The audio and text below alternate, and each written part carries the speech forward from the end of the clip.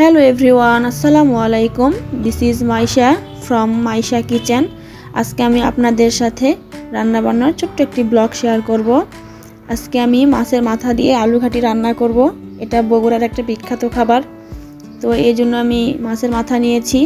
মাছের মাথাগুলোকে আমি লবণ আর হলুদ দিয়ে একটু ম্যারিনেট করে নিয়ে হালকা তেলে ভেজে নিব। আচ্ছা, নিজের স্বপ্ন অনুযায়ী জীবনযাপন। আমরা প্রায় সমাজ এবং আমাদের চারপাশের লোকদের কাছ থেকে কিছু প্রত্যাশা এবং নিয়ম মেনে চলার চাপ অনুভব করি, কিন্তু আমাদের এটা মনে রাখা গুরুত্বপূর্ণ যে শেষ পর্যন্ত আমরাই আমাদের জীবন নিয়ন্ত্রণের দায়ভার গ্রহণ করি। প্রতিবেশীরা কোনো দায়ভার নিতে আসে না। আমাদের নিজস্ব মূল্যবোধ এবং আকাঙ্ক্ষার সাথে সামঞ্জস্যপূর্ণ বিষয় পছন্দ করার ক্ষমতা শুধু আমাদেরই থাকে। এমন একটি জীবনযাপন করুন যেখানে আপনি অন্যের দ্বারা নির্দেশিত বা অন্যের উদ্দেশ্যগুলোকে পূরণ করার উদ্দেশ্যে নয়, বরং আপনার নিজের উদ্দেশ্যগুলোকে পূরণ করায় ব্যস্ত থাকবেন। নিজেদের অন্তর্দৃষ্টি শোনা এবং আগ্রহগুলোকে অনুসরণ করা গুরুত্বপূর্ণ। অবশ্যই আমাদের চারপাশের লোকদের উপর আমাদের পছন্দের প্রভাব বিবেচনা করা এবং অন্যদের প্রতি সহানুভূতিশীল ও শ্রদ্ধাশীল হওয়ার চেষ্টা করা গুরুত্বপূর্ণ, কিন্তু অন্যদেরকে খুশি করার জন্য এবং সামাজিক প্রত্যাশা পূরণের জন্য নিজস্ব সুখ এবং পরিপূর্ণতার সাথে আপোস করা একদমই উচিত নয়। মূল কথা হলো, নিজের স্বপ্ন পূরণের জন্য নিজেকেই লড়াই করতে হবে। প্রতিবেশী এবং সমাজ কী বলছে তা নিয়ে মাথা ব্যথা দরকার নেই। যাই হোক, আমি আলু ঘাটি রান্না করব, এজন্য আলু সিদ্ধ করে নিয়ে চটকে নিয়েছি।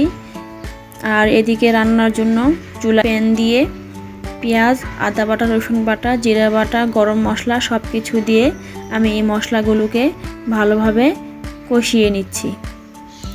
আমি সামান্য পানি দিয়ে দিলাম, মশলা ভালোভাবে কষিয়ে নিব। এই জন্য এই আলু ঘাটি কে কে খেয়েছেন এবং কে কোথা থেকে আমার ভিডিওটা দেখছেন অবশ্যই কমেন্ট করে জানাবেন।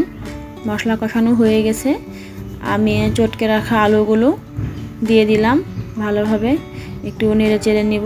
এরপর পানি দিয়ে ভালোভাবে ফুটে রান্না করে নিব। আমি একটা কাঁচামরিচ দিলাম ফ্লেভারের জন্য। আপনারা আপনাদের টেস্ট অনুযায়ী গুঁড়ামরিচ বা কাঁচামরিচ অ্যাড করে দিতে পারেন। ঢাকনা দিয়ে রান্না করে নিয়েছি। এই যে ফুটে গেছে। এখানে আমি ভেজে রাখা মাছগুলো একে একে দিয়ে দিচ্ছি। এই রান্নাটা কিন্তু অসম্ভব মজার হয়, বাসায় একবার হলেও ট্রাই করে দেখবেন।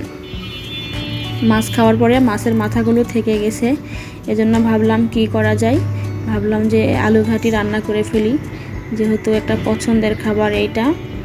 পানি দিয়ে দিলাম, ঢাকনা দিয়ে পানি ফুটে যাওয়া পর্যন্ত অপেক্ষা করব।